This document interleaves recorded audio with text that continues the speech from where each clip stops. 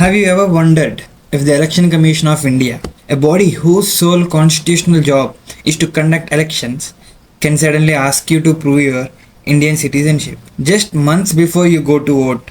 And what if failing to produce the right documents meant your name was permanently wiped off from the voters list? While this constitutional drama is happening in our courts, there are massive shifts happening on our border.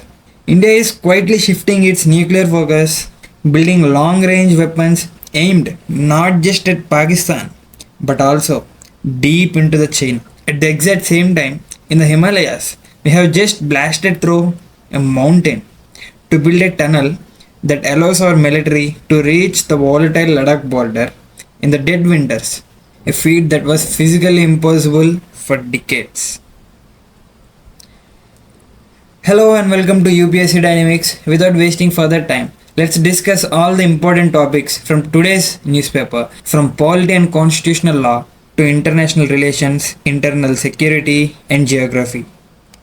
Let's go into our first topic and perhaps the most complex issue, the Supreme Court's recent judgment on the Election Commission's SIR exercise. A few days ago, on 27 May 2026, the Supreme Court delivered a massive judgment upholding the Election Commission of India's decision to conduct a special intensive revision in states like Bihar, West Bengal, Tamil Nadu, right before their assembly elections. To understand why this is causing such a massive debate, you first need to understand how the Election Commission updates voters list under Representation of People Act 1950. There are generally three ways to revise an electoral roll. The first is a summary revision. This happens every single year. It is basically a routine update. The Election Commission publishes a draft voters list and citizens are asked to fill out forms to add their names or to object a name. No government officer comes to your home. It relies on entirely citizens to come forward. The second type is an intensive revision. This is a massive, highly exhausting exercise where the old voter list is essentially put aside and booth level officers go house to house, knocking on every single door to physically verify every voter and create a fresh list. Because it takes so much time and manpower, intensive revisions haven't been done nationwide since 2004. Third one is special revision. Under Section 21 Clause 3 of Representation of People Act 1950, if there are exceptional circumstances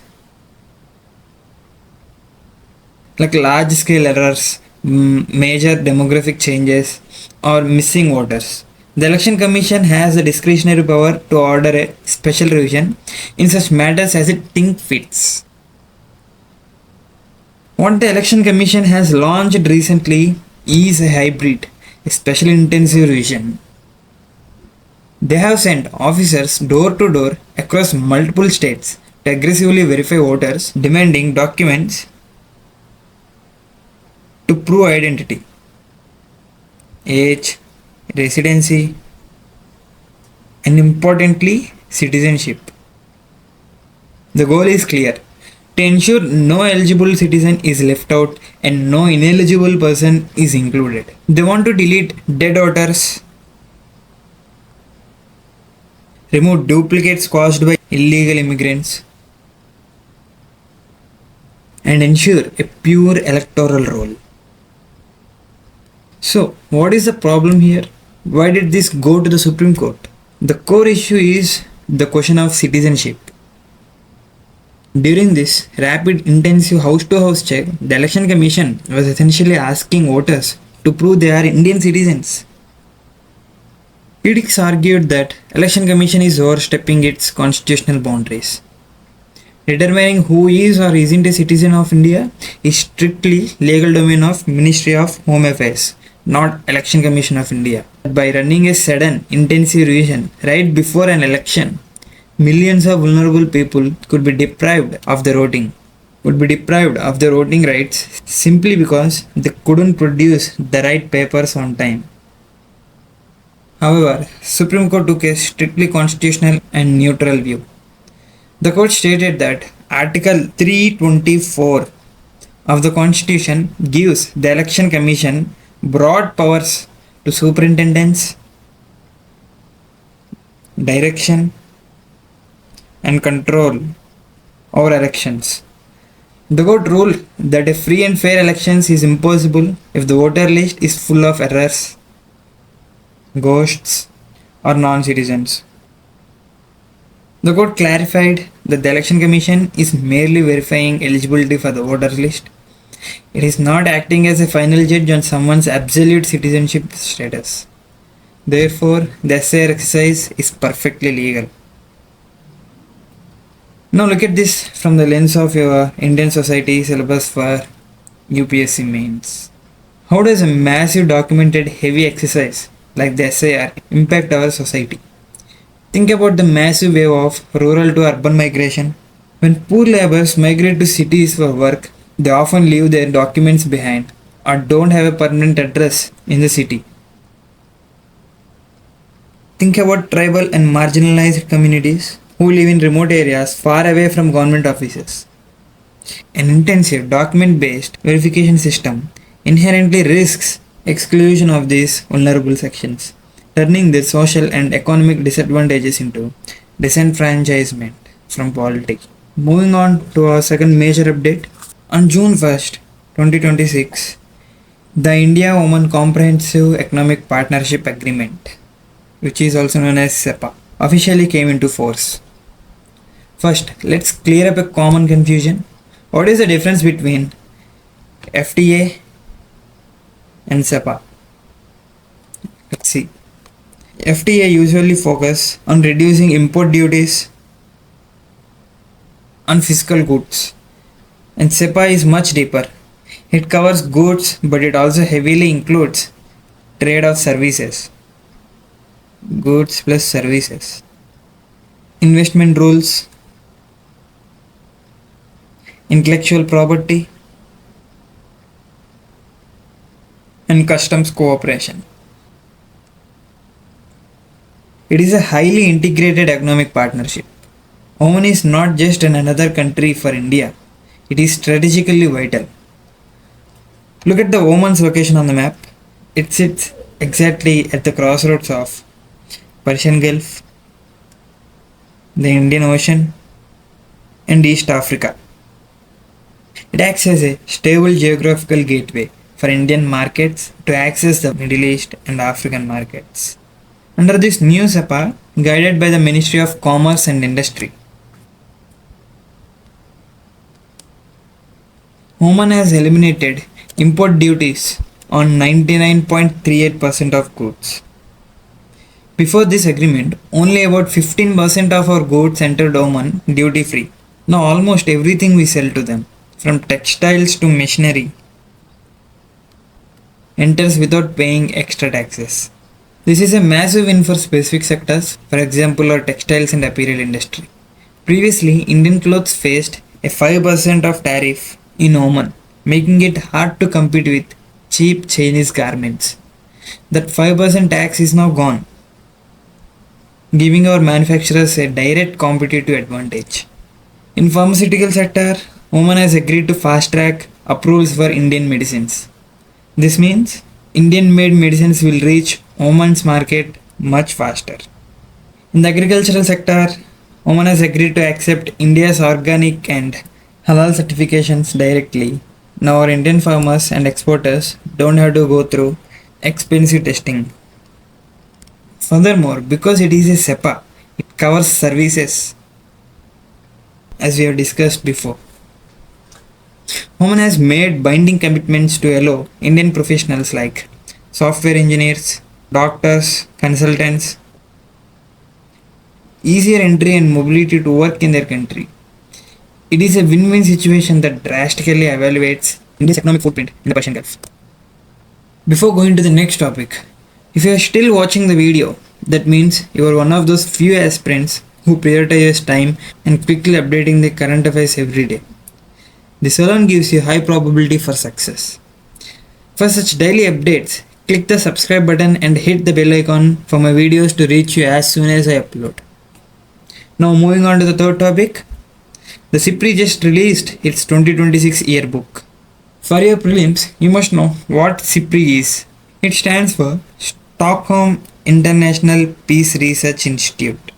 It is an independent international institute based in Sweden that researches conflict, arm control, armaments and disarmaments,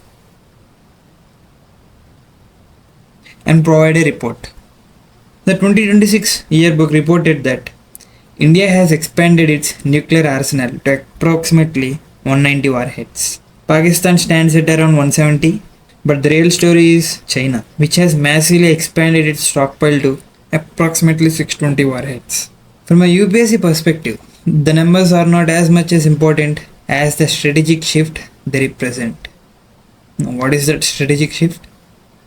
Historically, India's nuclear position was heavily focused on deterrence against Pakistan. But the SIPRI report notes a massive shift. India's ongoing nuclear modernization is heavily focused on developing long-range weapons capable of targeting deep across China. This is a practical realization of India's two-front deterrence strategy. We are no longer just looking west, we are looking north and then east. The report also highlighted a chilling evolution in modern warfare. During recent military tensions between India and Pakistan, SIPRI noted that both nations integrated cyber operations into active military conflict for the first time. This means future wars in South Asia will not just be fought with soldiers and missiles on the border, they will be fought simultaneously in servers, power grids, and communication networks. It is a reminder that the nature of national security has fundamentally changed. The keywords you have to remember in this topic is two-front deterrence and India's strategic shift from a purely Pakistan-centric posture to encompassing China. And our final topic today, Zojila Tunnel. On June 9th, 2026, India completed the construction of Zojila Tunnel. To understand why this is an engineering marvel, we have to understand the geography of this region.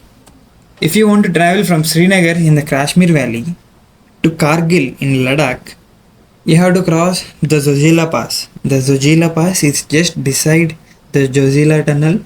This pass is at an incredible high altitude and is totally exposed to extreme Himalayan weather. Every year for about 6 months during winter, heavy snowfall and avalanches completely block this pass. Ladakh gets physically cut off from the rest of India. The local civilians suffer, but most importantly, our military supply lines to the line of control with Pakistan and line of actual control with China are cut off.